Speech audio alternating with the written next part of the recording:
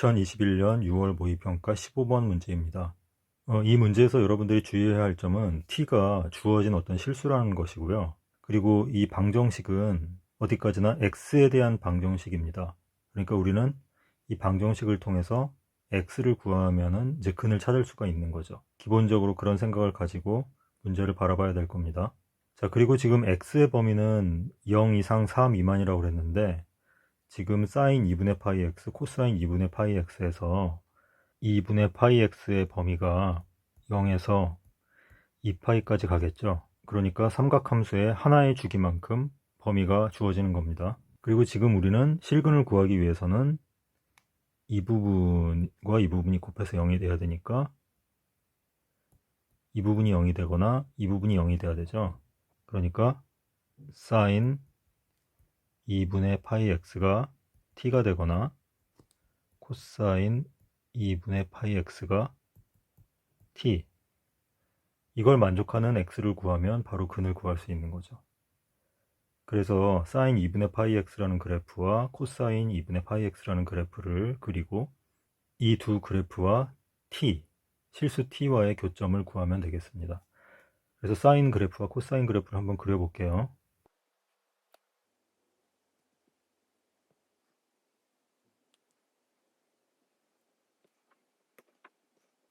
네, 이렇게 그래프를 그릴 수가 있죠. 어떤 게 사인이고 어떤 게 코사인인지는 여러분들 아시겠죠? 0에서부터 시작해서 증가했다가 감소하는 게 사인이고 1에서부터 시작해서 감소하는 게 코사인이죠. 자, 그러면 이 두 그래프하고 실수 t와의 교점을 구하면 근을 구할 수 있는 거죠. 자, 그러면 기억을 봅시다. t의 값이 마이너스 1하고 0, 그 사이에서 모든 실수 t에 대하여 알파 t 더하기 베타 t가 5다. 알파 t는 이제 근 중에서 제일 작은 거, 베타 t는 근 중에서 제일 큰 거라고 그랬죠. 자, 그러면 t가 마이너스 1하고 0 사이니까 한번 그림상에서 한번 t를 나타내 봅시다. 자, 그러면 알파 t는 어디인가요? 근 중에서, 즉 만나는 점의 x좌표에서 가장 작은 것, 가장 작은 것은 여기죠. 그래서 여기가 바로 알파 t가 될 겁니다. 그 다음에 가장 큰 근은 어디인가요? 여기서 생기죠. 그래서 여기가 바로 베타 t가 되겠죠. 자, 알파 t와 베타 t와의 관계, 어떤 관계가 있습니까? 지금 1에서부터 요 알파 t까지의 거리를 뭐 세타라고 해봅시다. 그러면은 대칭성에 의해서 이 베타 t에서 4까지의 거리도 세타가 되죠. 자, 그러니까 자, 기억을 우리가 보는데 지금 알파 t는 뭐라고 나타낼 수 있냐면 1 더하기 세타로 나타낼 수 있습니다. 베타 t는 4 마이너스 세타 이렇게 나타낼 수 있죠. 자, 그러면 알파 t 더하기 베타 t 얼마입니까? 바로 5가 된다는 거 알 수 있죠. 그래서 기억은 맞는 내용이 되겠습니다. 자, 그 다음에 니은을 또 봅시다. 자, 니은에서는 t의 값의 범위가 0하고 2분의 루트 2 사이로 제한이 되어 있고 t가 그러한 범위를 만족할 때 베타 t 빼기 알파 t가 베타 제로 빼기 알파 제로와 같다. 근데 지금 좌측의 집합과 우측의 집합이 같다라고 표현되어 있죠. 그러니까 베타 t 빼기 알파 t 이꼴 베타 제로 마이너스 알파 제로가 되는 t의 범위는 0하고 2분의 루트 2 사이. 그 외의 범위에서는 이 좌변의 식을 만족하지 않아야 되는 겁니다.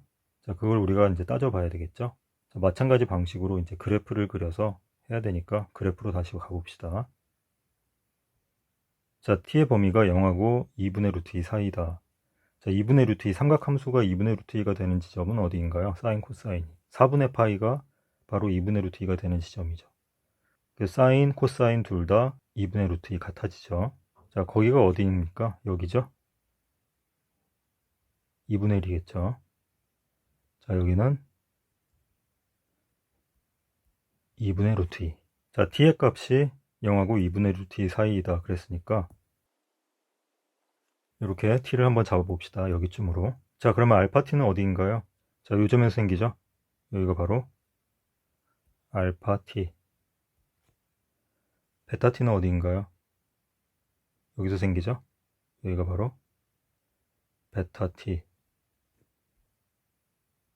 자, 마찬가지로 아까 했던 방식과 마찬가지로 0에서부터 알파 t까지의 거리를 뭐 k라고 해봅시다. 그러면 대칭성에 의해서 3에서부터 베타까지의 거리도 k가 되겠죠. 자, 그러면 알파 t는 어떻게 나타낼 수 있죠?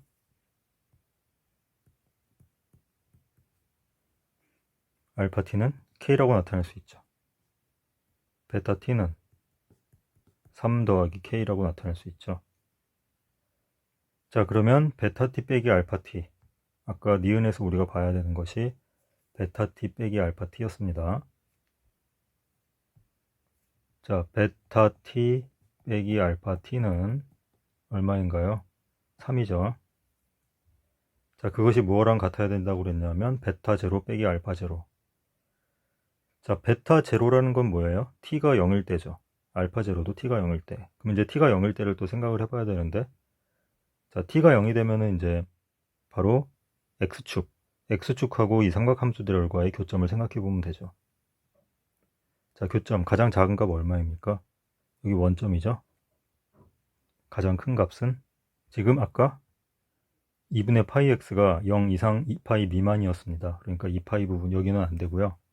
여기는 안 되고, 자, 여기가 바로 최대값이 될 겁니다.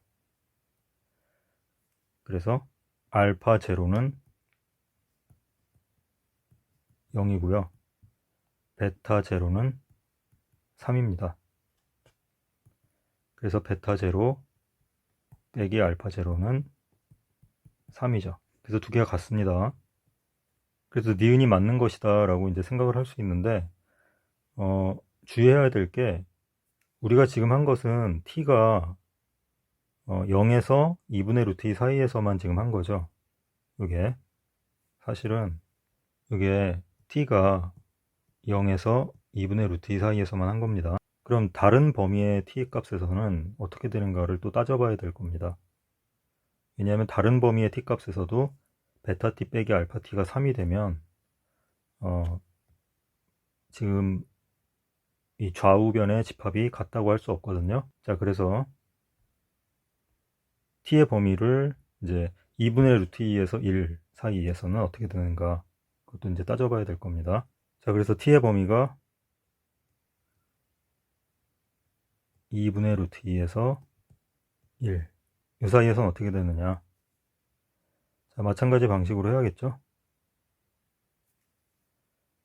자, t를 대략 여기쯤으로 잡고, 여기가 t고요 지금.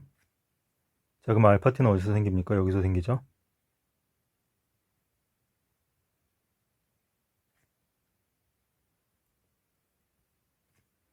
베타 t는 여기서 생기죠.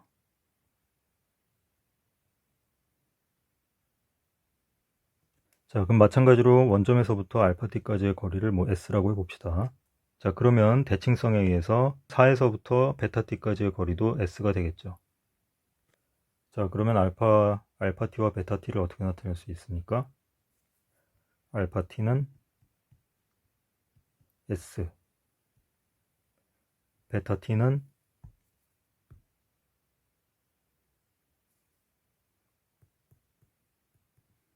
-4-s. 자, 어떤가요? 베타 t 빼기 알파 t가 3. 그 식을 만족하나요? 아니죠? 네, 안 됩니다. 자, 그 다음에 그러면 이제 t가 양수인 것에 대해서는 다 해봤죠. t가 음수인 것에 대해서도 생각을 해야 되죠. t가 -1에서 0 사이인 경우도 생각을 해야 되는데, 그거는 우리가 기억에서 했습니다. 자, 기억은 t의 범위가 아까 -1에서 0 사이였거든요. 자, 그래서 자, 기억에서 t가 -1에서 0 사이에서는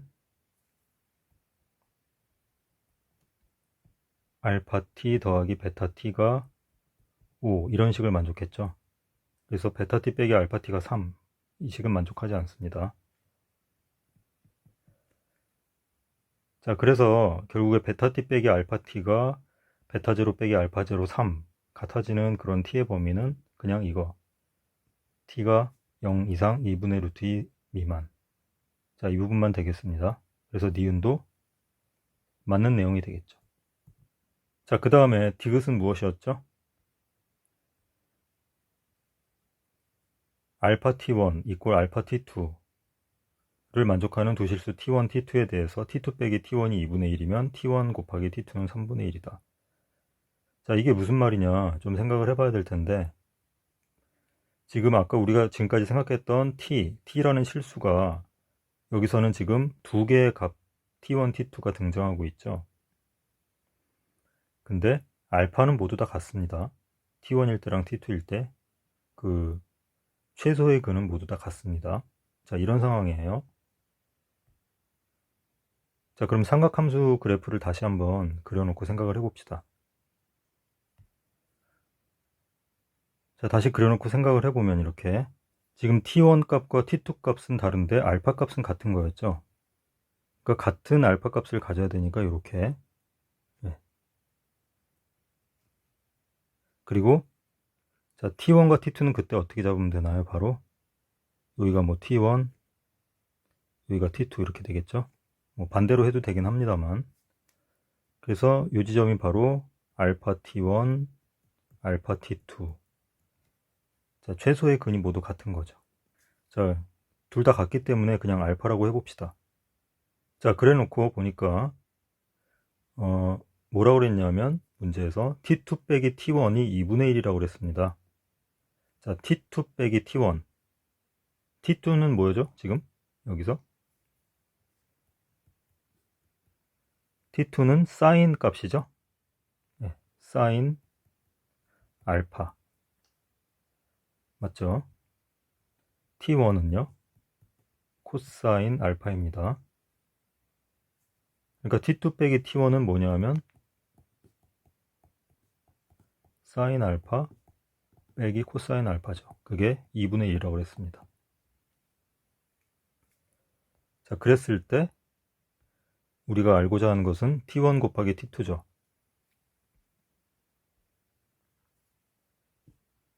자, t1 곱하기 t2는 뭡니까? 사인 알파 곱하기 코사인 알파죠.